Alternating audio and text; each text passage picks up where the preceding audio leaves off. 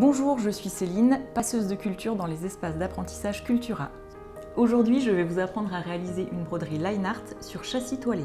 Grâce à ce projet, vous apprendrez à réaliser quelques points indispensables pour débuter en broderie. Le point arrière rebrodé et le point de tige. Si j'ai choisi ce support, c'est tout simplement parce que c'est le choix idéal pour débuter en broderie. Quant au line art, il est très à la mode en ce moment. Pour réaliser ce projet, vous aurez besoin d'un châssis toilé en lin brut de 20 sur 20, du fil mouliné de 3 couleurs différentes, du ruban adhésif, du papier carbone, une gomme blanche, un stylo bille, un perce-papier, une paire de ciseaux à broder et 2 aiguilles à bourron. Au travers de quelques exercices, je vais vous apprendre à réaliser les 3 points qui nous seront utiles aujourd'hui. Alors, comme on va travailler sur un châssis toilé, on va être obligé de pré-percer la toile. C'est pour ça qu'on va utiliser un perce-papier. J'ai tracé des lignes qui correspondront à mon dessin de broderie. On va percer à peu près tous les 5 mm pour réaliser déjà le point arrière. Alors attention, le châssis il est en bois, donc on ne pourra pas commencer tout au bord du châssis. Il va falloir travailler à 3 cm à peu près. Voilà, le but ça va vraiment être d'être le plus régulier possible naturellement. Pour réaliser mon point, je vais utiliser du fil mouliné en 6 brins. Le fil mouliné en général il a toujours 6 brins. Libre à vous d'en utiliser 2, 3 ou 6. Moi j'ai choisi d'en utiliser 6 aujourd'hui. Donc là, je vais couper un morceau d'à peu près 60 cm. C'est pas la peine de le prendre trop grand parce que le risque, en fait, c'est que le fil s'en mêle. Là, je vais prendre mon aiguille la plus grosse et je vais enfiler mes 6 brins de fil dans le chat. Sur ce support châssis toilé, je vais simplement faire un gros nœud au bout de mon fil. Vous verrez que sur d'autres broderies, en fait, on travaillera différemment. Normalement, on ne fait pas de nœud en broderie. Alors, le premier point que je vais vous montrer, ça sera le point arrière. Quand on commence le point arrière, on ne va pas commencer sur le premier trou, on va commencer sur le deuxième. Et c'est là qu'on voit que c'est quand même utile d'avoir pré-percé et surtout d'utiliser des aiguilles à bourron. Je vais retourner sur le premier trou. Donc en fait, je fais un point arrière. Ça veut dire que je repasse toujours en arrière. Je ressors du coup dans le troisième point. Et je rentre dans le deuxième. En fait, le point arrière, il va m'aider à faire une ligne, tout simplement. C'est le point le plus simple en broderie. C'est le point en fait qui est le plus utilisé. Voilà. Il va vous permettre de tracer n'importe quelle ligne. Plus vous allez avoir des lignes courbes, plus vous allez faire un point qui sera petit. C'est-à-dire que si vous avez un dessin où il y a beaucoup de courbes, vous allez de préférence faire des points petits. Et si vous avez un dessin où il y a juste des lignes droites, vous allez faire un dessin plus grand. Ce qui est important finalement, c'est que votre point il soit régulier. Là, je commence à avoir une belle ligne avec des points d'environ 5 mm. Et voilà pour le point arrière. Alors donc maintenant on va réaliser la ligne de point arrière rebrodé. Donc là pour l'instant j'ai déjà brodé ma ligne de point arrière et je vais vous montrer comment on va la rebroder. Pour que ça soit un petit peu plus parlant, j'ai pris un fil d'une autre couleur. Mais on peut le broder en ton sur ton, il n'y a aucun souci. En fait c'est un point qui va donner un petit peu de relief au point arrière qui est relativement simple. J'ai pris un fil d'à peu près 50 cm. Je vais venir sortir dans le premier trou avec mon aiguille. En fait, je vais tout simplement repasser sous mon point.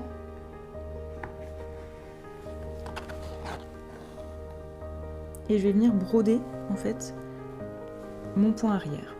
Ce qui est important, c'est surtout en fait de toujours broder du même côté. Voilà, donc là je rebrode mon point arrière. Et je fais bien attention à le broder toujours dans le même sens pour avoir une jolie torsade. Donc là, je termine mon point arrière rebrodé. Et pour finir, je repasse dans le dernier trou.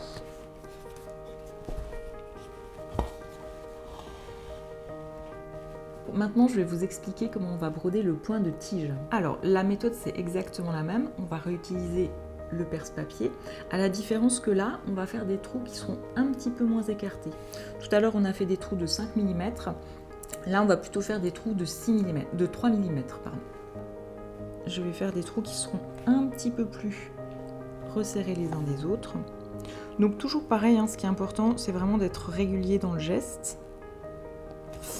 et d'avoir un écartement qui soit à peu près identique.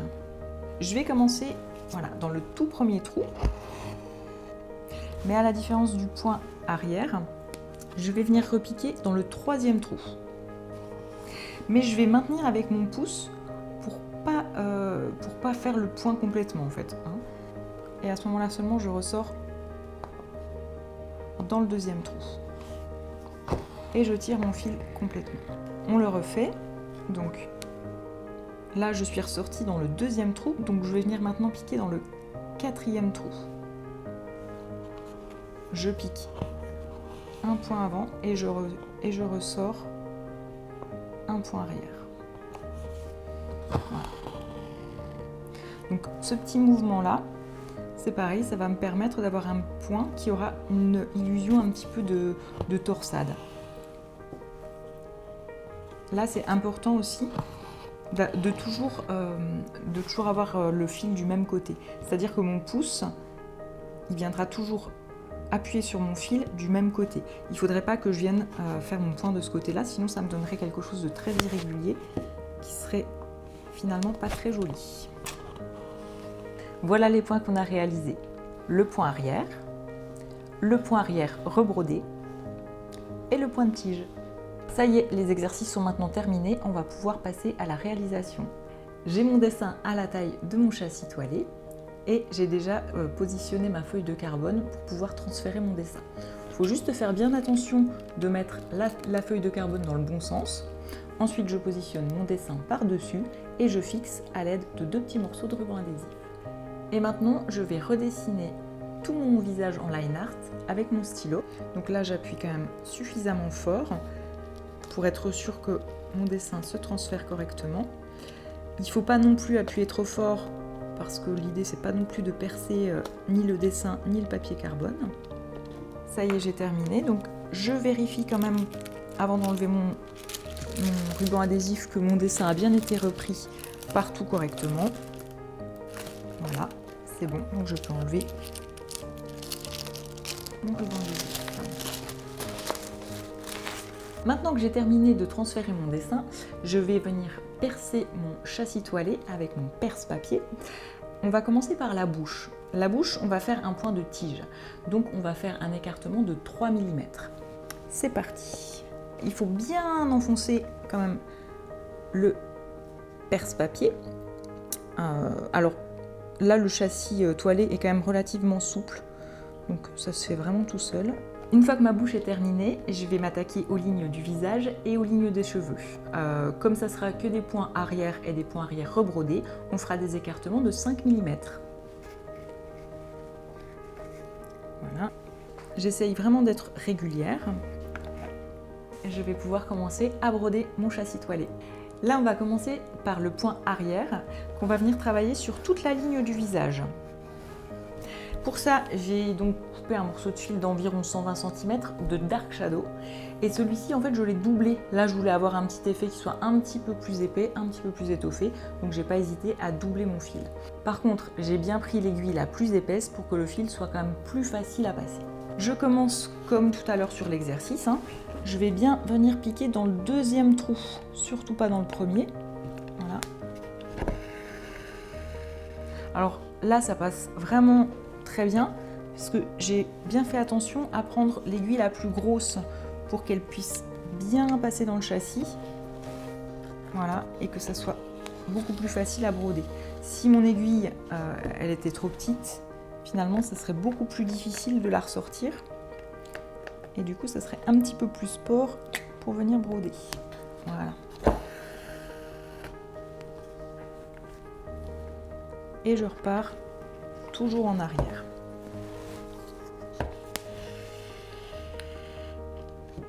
Voilà. Donc, là, le fait que mes points soient écartés d'environ 5 mm, ça suffit largement à pouvoir aborder les courbes et en même temps à avoir une ligne qui donne une illusion bien droite. Donc là, je suis en train de terminer ma broderie,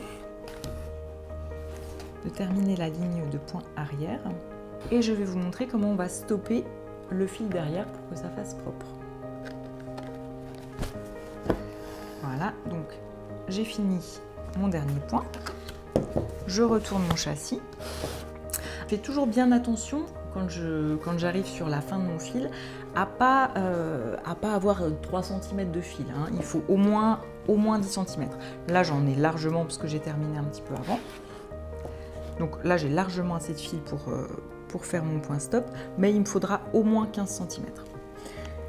Là, je viens repasser hop, juste en dessous. Voilà, je viens passer dans la broderie sur l'envers et je fais 2 ou 3 points. C'est pas la peine d'en faire plus parce qu'en fait, le fil va se stopper de lui-même.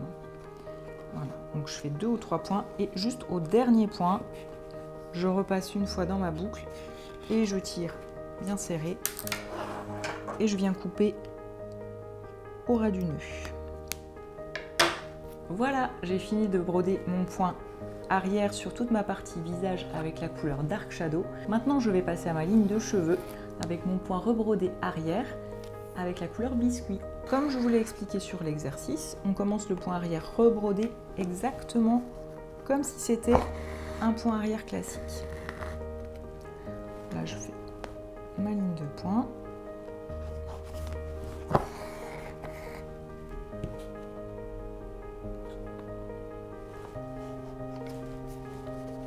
Et je vais faire toute ma ligne de cheveux comme ça. Voilà, ma ligne de cheveux est prête. J'ai tout brodé au point arrière. Maintenant, je vais venir le rebroder avec un fil biscuit de la même couleur, puisque l'idée c'est de venir l'étoffer un petit peu et lui donner un petit peu de volume. Je repique, hop, au tout début, et je vais venir rebroder toute ma ligne de cheveux, voilà, pour faire une jolie petite torsade et donner un petit peu de volume. Ça y est, j'ai terminé de broder ma chevelure, donc maintenant je vais pouvoir m'attaquer à la bouche. J'ai pris un morceau de fil couleur argile et je vais faire un point de tige. Là, je vais commencer donc directement dans le premier trou, voilà, dans le premier trou, et je pique comme tout à l'heure dans le troisième. Et j'oublie pas de maintenir mon fil, voilà. Voilà, donc je ressors bien au milieu pour réaliser mon point. Hop, là j'ai juste le petit nœud qui est ressorti. Juste à le retirer, voilà. Et je pique dans le point suivant. Voilà.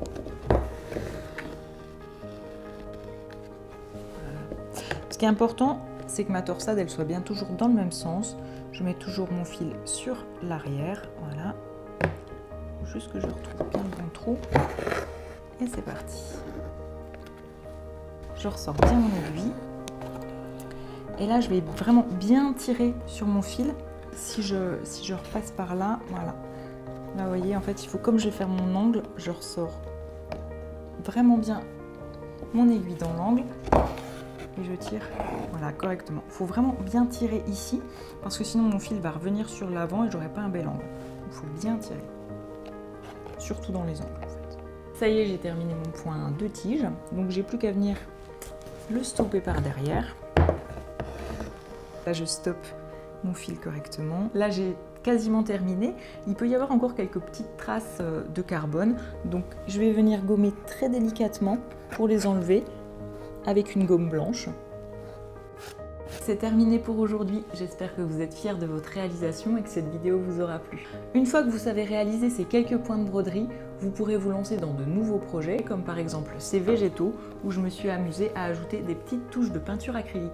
Et si vous avez besoin, surtout n'hésitez pas à nous retrouver sur notre site internet cultura.com, sur nos réseaux sociaux, et bien sûr dans nos magasins et dans nos espaces d'apprentissage.